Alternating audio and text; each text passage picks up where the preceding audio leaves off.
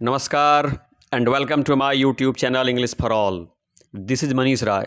आज प्रस्तुत है ए स्टोरी ऑफ इंग्लिश से। जी बच्चों, ए स्टोरी ऑफ इंग्लिश से लेसन 5 चैप्टर 5 जिसका नाम है मॉडर्न इंग्लिश। तो मॉडर्न इंग्लिश की ये फाइनल वीडियो है, ये अंतिम वीडियो है ना। तो इस वीडियो को देखने से पहले आप इस चैप्टर की पहली वीडियो ज़रूर देखेंगे। तो आज के वीडियो की शुरुआत हम कर रहे हैं ग्रामर पार्ट से, यहाँ से, है ना, ग्रामर से। तो ग्रामर का अर्थ आप समझते ही हैं, व्याकरण। तो हम मॉडर्न इंग्लिश की ग्रामर की चर्चा करेंगे आज। और आपको पता है ना कि मॉडर्न इंग्लिश की पीरियड होती है 1500 ईस्वी से लेकर के अब तक की जो पीरियड चल रही है ना, ये सब मॉडर्न इंग्लिश है। और मॉडर्न इंग्लिश के पीरियड को भी दो भागों में बांटते हैं, मॉडर्न इंग्लिश 1 और मॉडर्न इंग्लिश 2। तो आइए, लिखा कि ए सिग्निफिकेंट फैक्ट। सिग्निफिकेंट का मतलब होता है महत्वपूर्ण, इंपॉर्टेंट, और फैक्ट का मतलब होता है तथ्य। A significant fact to remember, यानी एक महत्वपूर्ण तथ्य, एक महत्वपूर्ण जानकारी जिसको याद रखना जरूरी है, इज दैट, वह यह है कि while the vocabulary of early modern English underwent rapid changes. यानी मेरे कहने का मतलब है कि यह बात आप सबको याद रखनी चाहिए, और याद रखना बड़ा महत्वपूर्ण भी है ना, कि while the vocabulary of early modern English, यानी जो अर्ली मॉडर्न इंग्लिश थी ना, उसकी जो वोकैबुलरी थी, उसका जो शब्दकोश था, उसकी जो शब्दावली थी ना, underwent rapid changes. Rapid changes मतलब तेज परिवर्तन। तो उस शब्दकोश में तेजी से क्या हुआ, परिवर्तन हुआ।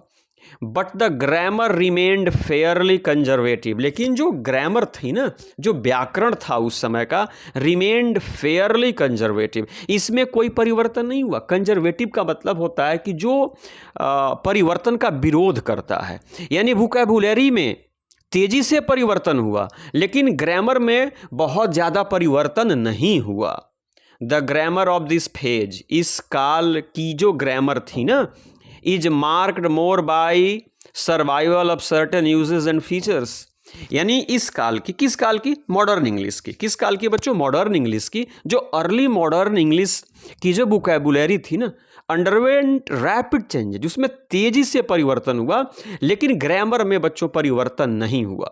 The grammar of this phase, इस चरण की ग्रामर जो थी ना, marked more by survival of certain uses and features, यानी जो पुराने जो यूजेस थे ना, जो ग्रामर के जो यूजेस थे, प्रयोग थे, जो उसकी फीचर्स थी ना, विशेषताएं जो थी ना, वह सर्वाइवल, यानी वो अस्तित्व में थी, उसके लिए जानी जाती हैं। Then by the introduction of new forms, यानी जो नए नए जो फॉर्म्स, नए नियम, रूप, प्रारूप जो आ रहे थे ना, उससे ज़्यादा पुराने नियमों के यूजेज और फीचर्स के कारण उस काल के ग्रामर को याद किया जाता है।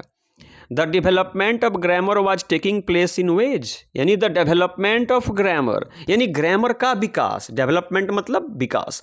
The development of grammar was taking place, यानी ग्रामर का विकास हो रहा था। टेक प्लेस का मतलब होता है घटित होना, यानी ग्रामर का विकास हो रहा था। इन वेज, उन तरीकों में, उन तरीकों से, which didn't affect the basic structure of the language, जिसने अंग्रेजी भाषा का जो बेसिक स्ट्रक्चर जो होता है, जो उसकी मूल बनावट होती है ना, उस पे उसका कोई प्रभाव नहीं पड़ा। इस प्रकार से ग्रामर का विकास हो रहा था। कहने का मतलब है कि ग्रामर का भी विकास हो रहा था, लेकिन इस प्रकार से ग्रामर का विकास हो रहा था जिससे अंग्रेजी का जो बेसिक स्ट्रक्चर था ना, उस पे कोई ज़्यादा प्रभाव, उस पे प्रभाव न पड़े। इस प्रकार से अंग्रेजी व्याकरण का भी विकास हो रहा था। देयरफॉर, इसलिए, रीडर्स कैन रीड, इसलिए रीडर्स मतलब पाठक होता है, पढ़ने वाले, आप और हम।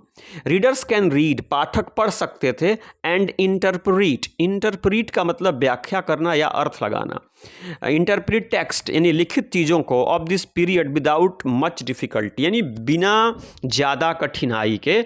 यही कारण है कि उस काल के जो पाठक होते थे ना, वह अंग्रेजी के टेक्स्ट को, अंग्रेजी के लिखित चीज़ों को आसानी से पढ़ सकते थे और उनके अर्थों को समझ सकते थे। क्यों? क्योंकि ग्रामर में इस प्रकार का परिवर्तन हो रहा था जिससे भाषा के मूल स्ट्रक्चर पे कोई प्रभाव न पड़े। यही कारण है कि उस काल के जो पाठक थे ना, अंग्रेजी के टेक्स्ट को आसानी से पढ़ भी लेते थे और उसके मीनिंग को इंटरप्रीट भी कर लेते थे। आगे लिखा है बच्चों well known literary works of this period, यानी यह जो पीरियड है ना बच्चों मॉडर्न इंग्लिश का, तो उसके कुछ लिटरेरी वर्क्स यहाँ पे लिखे गए हैं, कुछ साहित्यिक रचनाओं के नाम हैं जो बहुत ही महत्वपूर्ण है, याद रखिएगा बच्चों। ये ऑथर हैं एडमंड स्पेंसर, याद रखिएगा ऑब्जेक्टिव टाइप क्वेश्चंस में स्टोरी ऑफ इंग्लिश से बहुत सारे प्रश्न पूछे जाते हैं, उनमें ये सारे नाम भी आते हैं, तो आप इनको ध्यान से देखिए बच्चों। एडमंड स्पेंसर है, इनकी रचना फारी क्वीन है। क्रिस्टोफर मार्लो है, इनकी रचना है डॉक्टर फॉस्टस। ये फ्रांसिस बैकन है, इनकी रचना एसेज है। ये बेन जॉनसन है। वॉलपोनी इनकी रचना है। और शेक्सपियर के बारे में क्या कहना बच्चों, शेक्सपियर की रचनाएं जो है ना किंग लेयर है, ओथेलो है, मैकबेथ है, द मर्चेंट ऑफ वेनिस है। ये सब आप कंठस्थ कर लेंगे बच्चों, ये आपके बहुत काम आएंगी, है ना। आगे लिखा है बच्चों कि the authorised version of the Bible and Shakespeare's writings, यानी जो बाइबिल की जो बच्चों प्राधिकृत जो वर्जन था, वर्जन का मतलब होता है संस्करण, यानी बाइबिल की जो प्राधिकृत संस्करण थी एंड शेक्सपियर्स राइटिंग्स, और शेक्सपियर की जो रचनाएं थी ना, राइटिंग्स का मतलब लेखन या रचनाएं, यानी बाइबिल की जो प्राधिकृत संस्करण था एंड शेक्सपियर्स राइटिंग्स, और शेक्सपियर की जो रचनाएं थी ना, also helped simplifying English. Simplify का मतलब होता है सरल बनाना, यानी शेक्सपियर की रचनाओं ने और बाइबिल के प्राधिकृत संस्करण ने भी अंग्रेजी को और सिंप्लीफाई और आसान बनाने में क्या की, मदद की। आपको पता है भाषा जितनी ईजी होगी, जितनी सिंपल होगी ना, उसका फैलाव उतना ज़्यादा होगा, उसका प्रसार उतना ज़्यादा होगा, उसका उपयोग भी उतना ज़्यादा होगा। तो इन दो चीज़ों ने, किन दो चीज़ों ने, तो बाइबिल के ऑथोराइज्ड वर्जन ने और शेक्सपियर की रचनाओं ने अंग्रेजी को सरल बनाने में मदद की। लिखा गया the above writer of the famous Elizabethan age. ये जो इंग्लिश में जो एज है ना, एलिजाबेथन एज है, ऑगस्टन एज है, विक्टोरियन एज है, इसकी चर्चा मैं कभी अन्य वीडियो में करूँगा। तो लिखे the above writers of the famous Elizabethan age. ये जो ऊपर हमने रचनाकारों के नाम बताए ना, ये सब एलिजाबेथन एज के क्या थे, रचनाकार थे, लेखक थे बच्चों।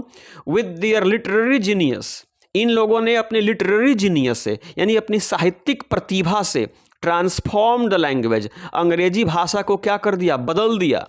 एंड ब्रॉट अबाउट मतलब ले करके आए, अनप्रेसिडेंटेड मतलब अभूतपूर्व, क्रिएटिविटी का मतलब होता है रचनात्मकता, and inventiveness in its use. Inventiveness मतलब आविष्कार। मेरे कहने का मतलब ऊपर जितने रचनाकारों के हमने नाम बताए थे ना, ये सब एलिजाबेथन एज के थे बच्चों।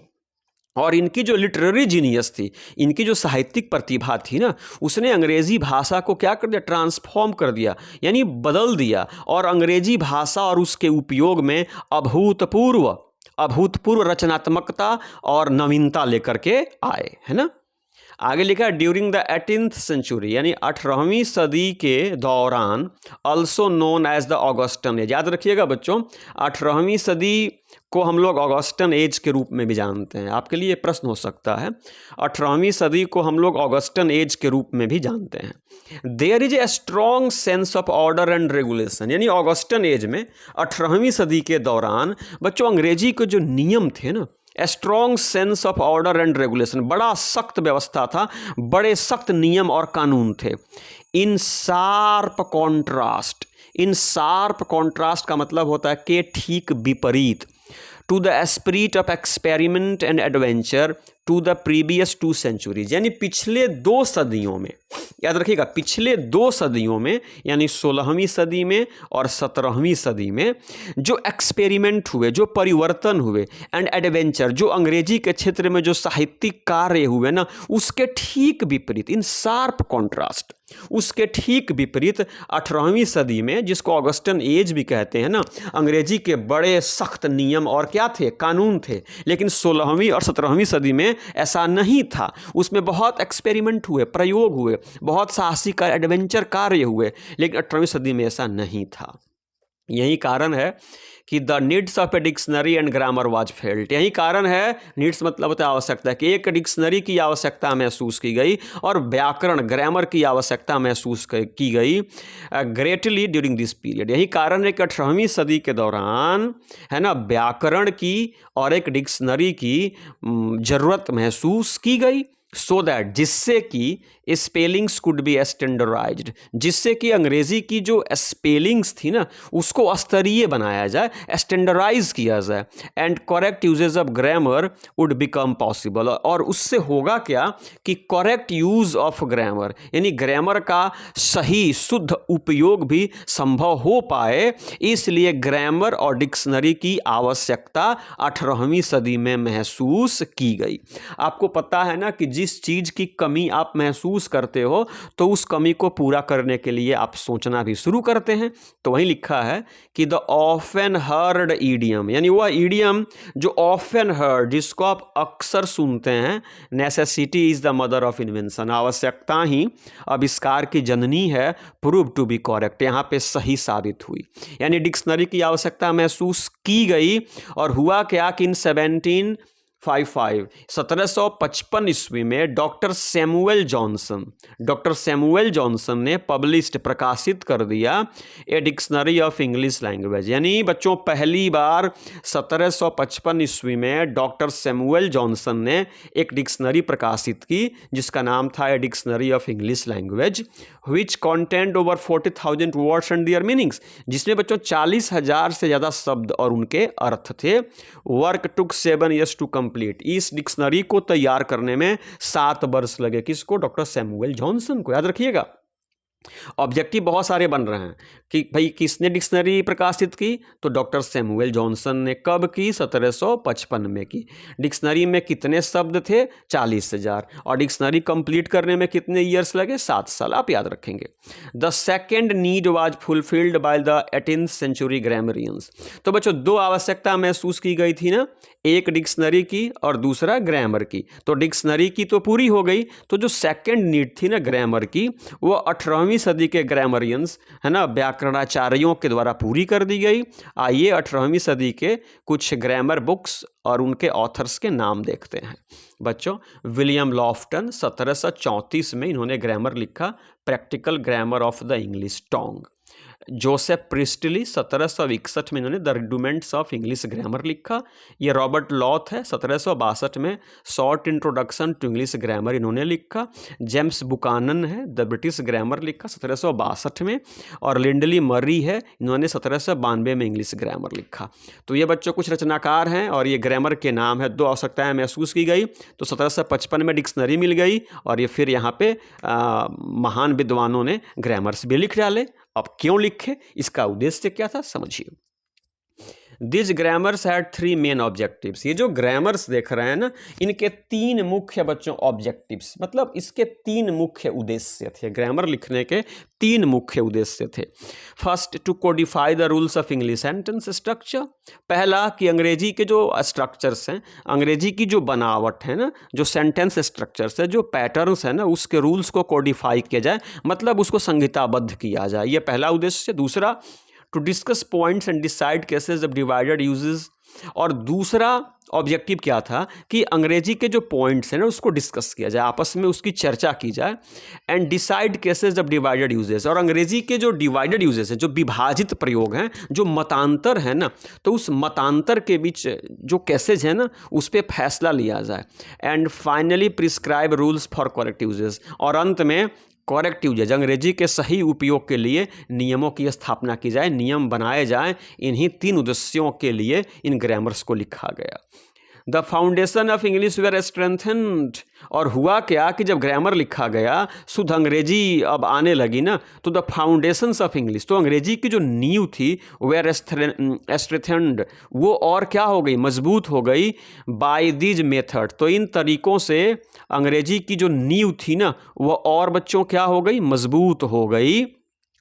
And many of the conventions, और ये जो परिपाटी चली ना, कन्वेंशंस, जो परंपरा जो चली पुराने व्याकरणाचार्यों के पुस्तकों से ना, नाउ एक्सेप्टेड, वो अब स्वीकृत है। In present day grammar were originally stated in the books, यानी उन प्राचीन किताबों में अंग्रेजी के जो नियम लिखे गए थे ना, उनमें से बहुत सारे नियम आज आधुनिक अंग्रेजी व्याकरण में भी बच्चों मौजूद हैं। और इस कारण अंग्रेजी का व्यापक प्रचार और प्रसार हुआ। और अब अंत में आ जाइए बच्चों, यह है कंक्लूजन। कंक्लूजन का मतलब होता है बच्चों निष्कर्ष। तो अब क्या निष्कर्ष पे पहुंचे हैं, समझिए। लिखा है the 18th century grammarians share the spirit of the age, यानी 18वीं सदी के जो ग्रामरियंस थे, जो व्याकरणाचार्य थे, जो व्याकरण के जानकार थे ना, उन्होंने शेयर किया यानी साझा किया the spirit of the age, उस युग की जो स्पिरिट था ना, की जो भावना थी ना, उसको उन्होंने क्या किया, साझा किया। To establish order in language, उस भाषा में ऑर्डर स्थापित करने के लिए, नियम कानून स्थापित करने के लिए, क्रमबद्ध करने के लिए उन्होंने अपने स्पिरिट को, भावनाओं को क्या किया, शेयर किया। After what they saw a chaotic period of expansion experiment, और लेकिन उसके बाद इन ग्रामरियंस ने क्या देखा, कैओटिक पीरियड, एक बच्चों ऐसी अराजकता वाली अवधि आई जिसमें अंग्रेजी का एक्सपेंशन हुआ और एक्सपेरिमेंट हुआ उन नियमों से हट करके जिन नियमों को उन लोगों ने इस्टेब्लिश किया था। दे फेल्ट, तब उन लोगों ने महसूस किया that grammar could be A means of preserving the language. Preserve का मतलब होता है सेफ, प्रोटेक्ट करना। तब उन लोगों ने महसूस किया, दे फेल्ट, तब उन लोगों ने महसूस किया that grammar could be A means, कि ग्रामर है ना एक साधन होना चाहिए और प्रिजर्विंग द लैंग्वेज, यानी भाषा को संरक्षित करने के लिए, बचाने के लिए ग्रामर सिर्फ एक माध्यम होना चाहिए। And considered their rules as authoritative but there existed differences of opinion among writers and grammarians, यानी ये महसूस किया गया कि ग्रामर जो है ना वो भाषा के राह का रोड़ा नहीं होना चाहिए, बल्कि वो एक साधन होना चाहिए जो भाषा को क्या करे, बचाए। एंड कंसीडर, और उन लोगों ने व्याकरण के रोल को कंसीडर किया एज अथॉरिटेटिव, उन लोगों ने इसको कंसीडर किया कि इसको एक किताब के रूप में प्राधिकृत रूप दिया जाए। बट देयर एग्जिस्टेड, लेकिन ओपिनियन अमॉन्ग राइटर्स एंड ग्रामरियंस, लेकिन उस समय के जो राइटर्स थे, जो ग्रामरियंस थे ना, उनके जो ओपिनियंस थे ना, उनके जो विचार थे, राय थे, मत थे ना, वो डिवाइडेड थे, वे बटे हुए थे। तो इस कारण इन चीज़ों को मूर्त रूप देने में बहुत कठिनाई हुई, क्योंकि जो ग्रामरियंस थे, जो राइटर्स थे ना, उनके जो ओपिनियंस थे ना वो डिफरेंट थे, इसलिए इन चीज़ों को मूर्त देने में दिक्कत हुई। आगे लिखा है कि this story about the changes, यानी जो अंग्रेजी में जो परिवर्तन हुए ना, उसकी जो आप कहानी पढ़ रहे हो, जो ग्रोथ हुआ, जो डेवलपमेंट ऑफ इंग्लिश हुआ ना, जो आप पढ़ रहे हो, जो ये कहानी पढ़ रहे हो, largely took place with in the area called the British Isles, ये वहीं टुक प्लेस हुए, मतलब घटित हुए। जो परिवर्तन हुआ ना अंग्रेजी भाषा में, जो चेंजेज हुए, जो ग्रोथ हुए, जो डेवलपमेंट हुए ना, ये सब ब्रिटिश आइल्स यानी ब्रिटिश द्वीप के भीतर ही हो रहे थे। ये भी बाहर, ब्रिटिश द्वीप से बाहर नहीं जा रहे थे, उसी आइल्स के अंदर हो रहे थे। आफ्टर द 18th सेंचुरी, लेकिन 18वीं सदी के बाद the English language started living the source of England, लेकिन 18वीं सदी के बाद अंग्रेजी भाषा जो थी ना, इंग्लैंड से बाहर निकलने लगी। सोर्स का मतलब समुद्र तट, इंग्लैंड के तट से बाहर निकलने लगे, मतलब इंग्लैंड के लोग दुनिया के अन्य देशों को कोलोनाइज करने लगे, उनको अपना उपनिवेश बनाने लगे, अपने साम्राज्य का विस्तार करने लगे, प्रसार करने लगे। तो वे जहाँ जहाँ गए वहाँ उनके साथ उनकी अंग्रेजी चली गई।